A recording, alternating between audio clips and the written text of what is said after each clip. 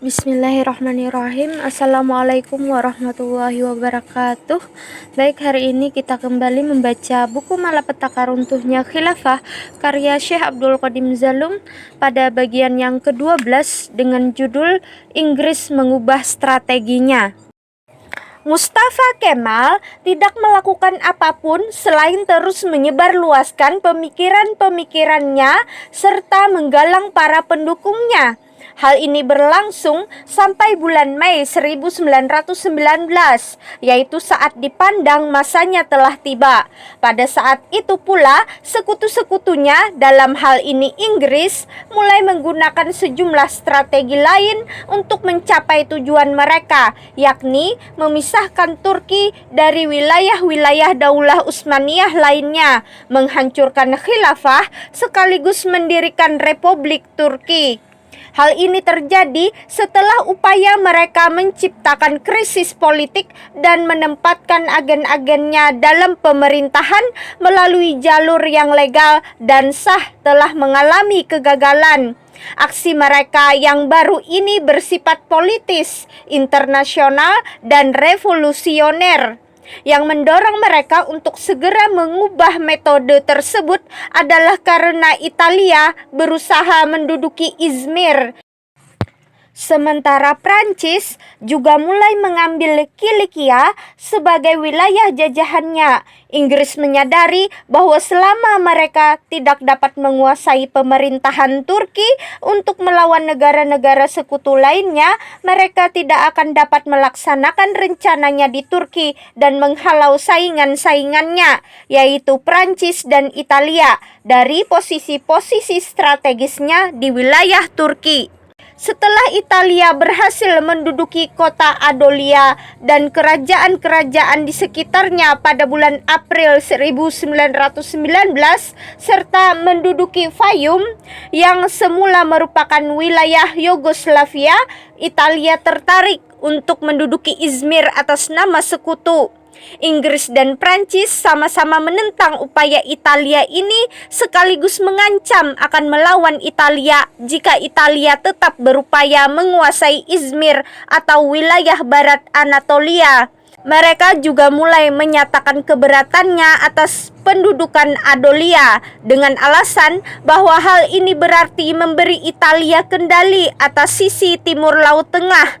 Perjanjian yang disepakati oleh Inggris, Perancis, Italia, dan Rusia yang memberikan kuasa kepada Italia atas wilayah Izmir dan bagian barat garis pantai dianggap batal sebab Rusia telah menarik diri dari peperangan dan tidak pernah menandatangani kesepakatan tersebut. Kemudian Inggris menyusun rencana untuk menyerahkan Izmir kepada Yunani. Inggris mulai menyiapkan pelaksanaan rencana itu. Di sisi lain, pada saat yang sama, Inggris mengklaim bahwa telah terjadi sejumlah krisis di Anatolia, di pedalaman Asia Kecil. Perampokan, perampasan, dan penjarahan merajalela yang mengakibatkan meningkatnya kecemasan masyarakat. Mereka juga menegaskan bahwa aparat keamanan telah melakukan upaya penertiban, namun tidak memberikan hasil yang berarti. Inggris menegaskan perlunya dilakukan evaluasi terhadap penegakan hukum di wilayah itu. Untuk menjalankan tugas tersebut diperlukan orang yang bertangan besi. Oleh karena itu, Inggris menuntut pemerintah agar mengirimkan seseorang yang kuat ke wilayah timur sekaligus menugaskannya untuk menegakkan hukum dan wibawa pemerintah. Secara tidak resmi, Inggris merekomendasikan Mustafa Kemal untuk menjalankan tugas itu. Inggris kemudian berunding dengan Menteri Perang untuk membahas masalah ini.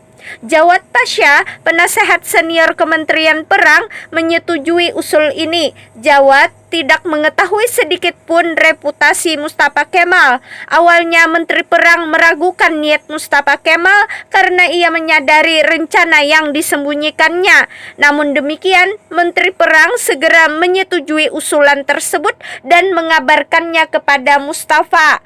Mustafa segera menyambutnya. Ia lalu mengatakan bahwa untuk menjalankan penyelidikan yang cepat dan melakukan langkah-langkah yang diperlukan untuk menangani kerusuhan yang merajalela di wilayah timur, ia membutuhkan kekuasaan yang besar, dan agar keputusannya mempunyai kekuatan hukum yang mengikat, Kementerian Perang menyetujui semua permintaan Mustafa Kemal.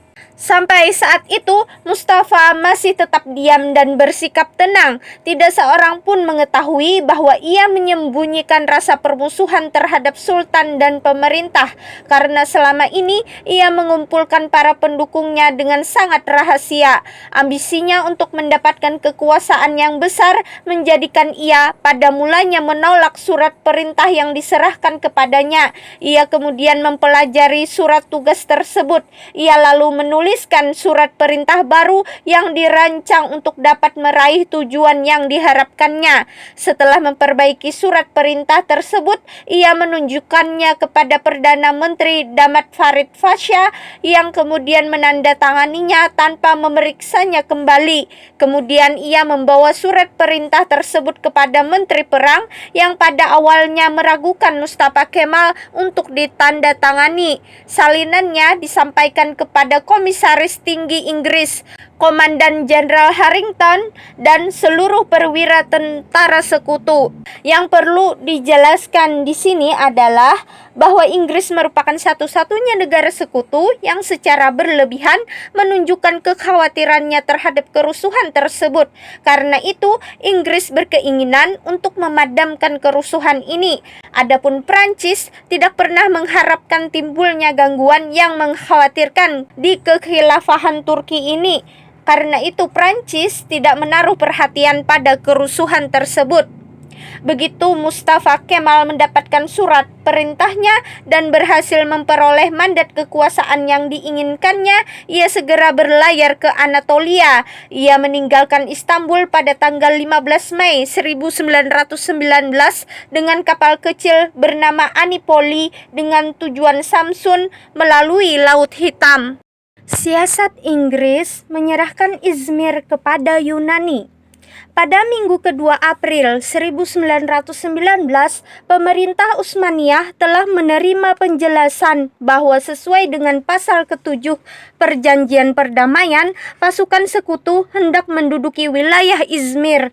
Sesuai dengan pasal tersebut, mereka berhak melaksanakannya saat kepentingan mereka terancam. Oleh karena itu, Perdana Menteri Damat Farid Pasha memerintahkan kepada Gubernur Izmir untuk tetap menyimpan pasukannya di barak-barak mereka. Perdana Menteri juga memaksa gubernur untuk melarang berbagai bentuk unjuk rasa yang mungkin dilakukan oleh penduduk setempat dengan menggunakan kekerasan. Pada tanggal 14 Mei 1919, armada Inggris terlihat di perairan sekitar Izmir, bekas wilayah Yunani yang berhasil ditaklukkan oleh Daulah Utsmaniyah. Komandan armada tersebut adalah Admiral Koltorpe. Dia lalu mengingatkan gubernur untuk bersiap-siap karena pasukan sekutu akan mendarat. Kemudian dia memanggil gubernur untuk bertemu dengannya. Pada pertemuan itu, Koltorpe berkata, "Saya baru saja mendengar kabar bahwa pasukan Yunani lah yang akan mendarat dan menduduki Izmir." Gubernur sangat terkejut dan memandang ke arah Koltorpe dengan pandangan tidak percaya. Ia tidak mampu membendung air matanya hingga mengalir tak tertahankan. Ia lalu berkata dengan suara yang tersumbat. Dalam kata-katanya terkandung makna yang merendahkan dan penuh kekesalan. Pasukan Yunani yang datang untuk menduduki Izmir? Admiral menjawab, "Begitulah perintah yang saya terima dari Paris." Gubernur berkata, "Saya tidak bertanggung jawab dan saya tidak dapat menduga apa yang akan terjadi." Admiral berkata kepada gubernur, "Mustahil ada pasukan lain selain tentara Yunani yang akan menduduki Izmir. Anda mengerti?"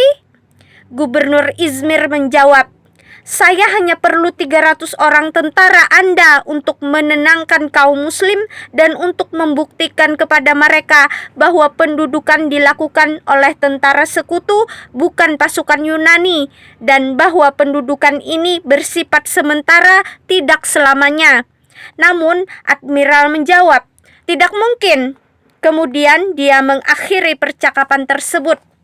Pada pagi hari tanggal 15 Mei 1919, pada hari yang sama dengan keberangkatan Mustafa Kemal sebagai utusan Inggris dan pemerintah Turki Utsmani untuk memadamkan kerusuhan di wilayah timur, tentara Yunani mulai mendarat di dermaga pelabuhan Izmir. Masyarakat Yunani di Izmir serentak keluar menyambut pasukan tersebut. Kegembiraan mereka sulit digambarkan. Mereka mulai bernyanyi dan memenuhi jalan-jalan di Izmir. Sementara itu, pasukan Turki berdiam diri di barak-barak mereka sesuai dengan perintah yang tegas dari Perdana Menteri. Masyarakat dan tentara Yunani memenuhi jalan-jalan untuk merayakan pendudukan ini secara provokatif dan dengan sikap menantang. Meskipun demikian, penduduk Izmir dan pasukan Utsmani kelihatan terkendali. Akan tetapi, tidak lama setelah pasukan Yunani sampai di gedung pemerintah, satu butir peluru ditembakkan. Tidak seorang pun tahu dari mana peluru tersebut ditembakkan. Yang jelas, peluru tersebut ditembakkan dengan perhitungan yang matang, dengan maksud untuk memprovokasi tentara Yunani. Begitu mendengar suara tembakan, tentara Yunani panik.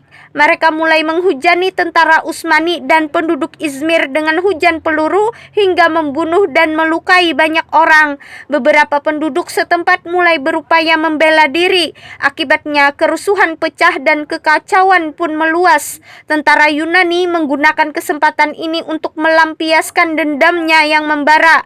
Mereka menumpahkan kebenciannya dan memuaskan rasa dahaga mereka terhadap darah kaum muslim.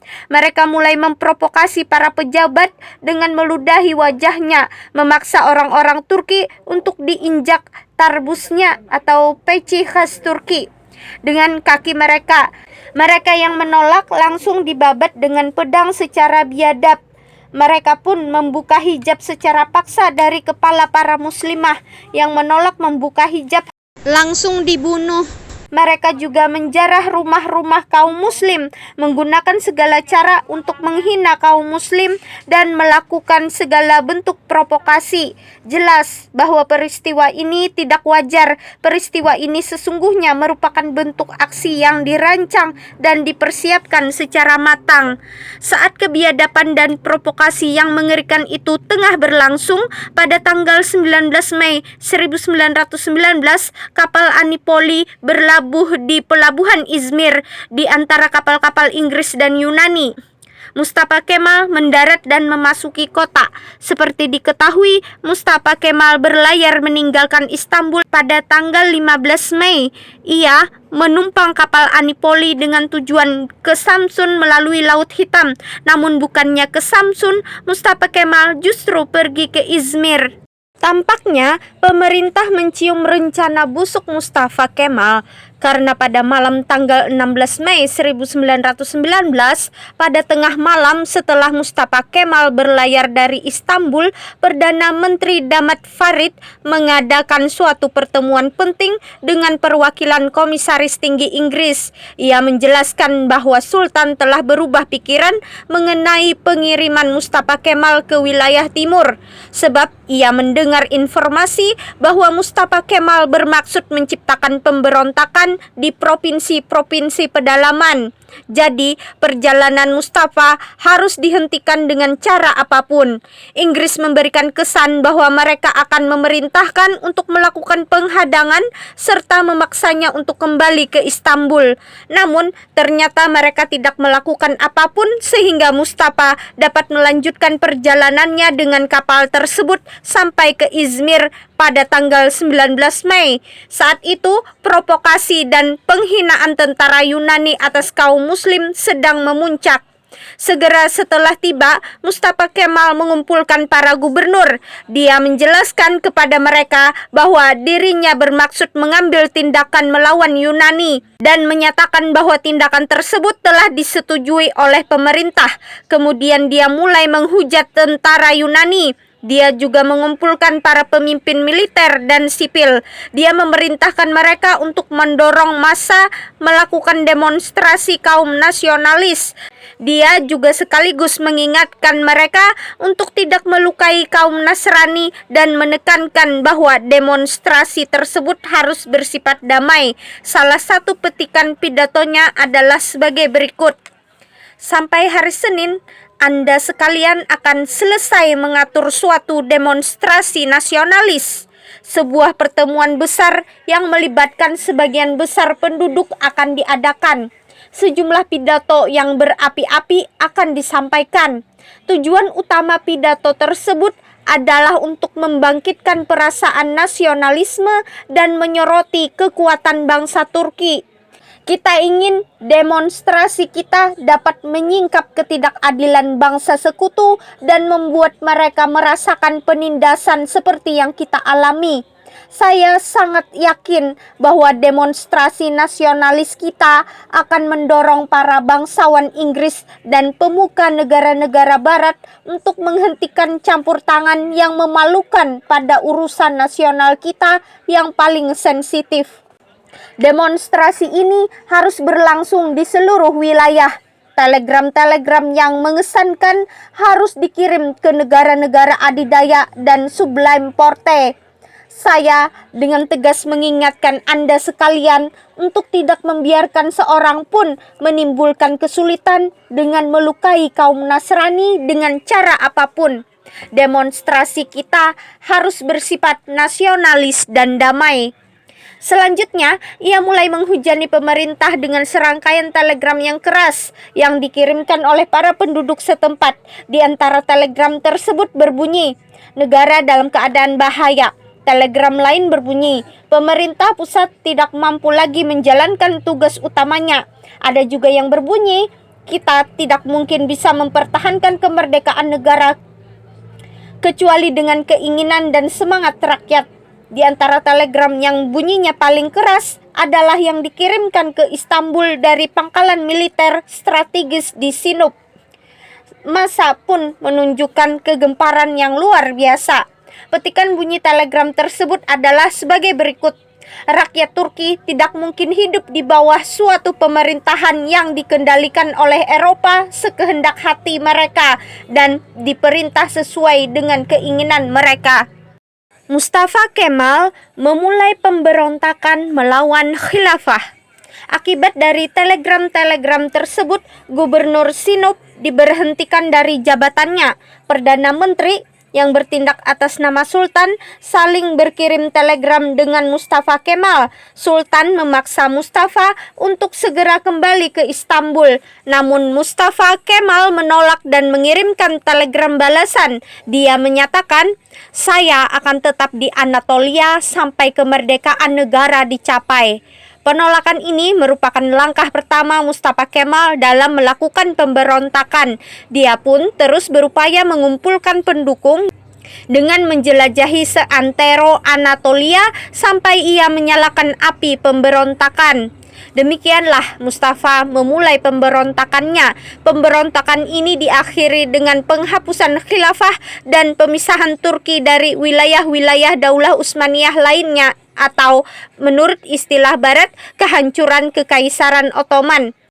Dari kejadian-kejadian itu saja, orang dapat dengan mudah menyadari secara pasti bahwa Inggrislah yang memulai segalanya untuk menyalakan pemberontakan. Inggrislah yang mengirim Mustafa Kemal untuk melakukan pemberontakan tersebut, sebab sejak awal Inggrislah yang menegaskan adanya gangguan keamanan di wilayah timur. Inggrislah yang juga mengirim Mustafa Kemal untuk memadamkan pemberontakan itu. Inggrislah yang menyerahkan Izmir kepada tentara Yunani dengan perlindungan dan penjagaan dari armada mereka serta menciptakan provokasi yang keji.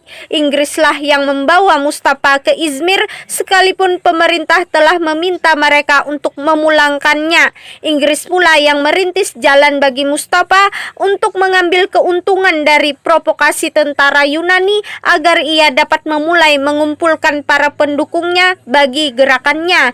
Dengan demikian, Berbagai peristiwa ini menuturkan sebuah hakikat yang pasti secara jelas dan terang bagi setiap orang yang mengetahuinya.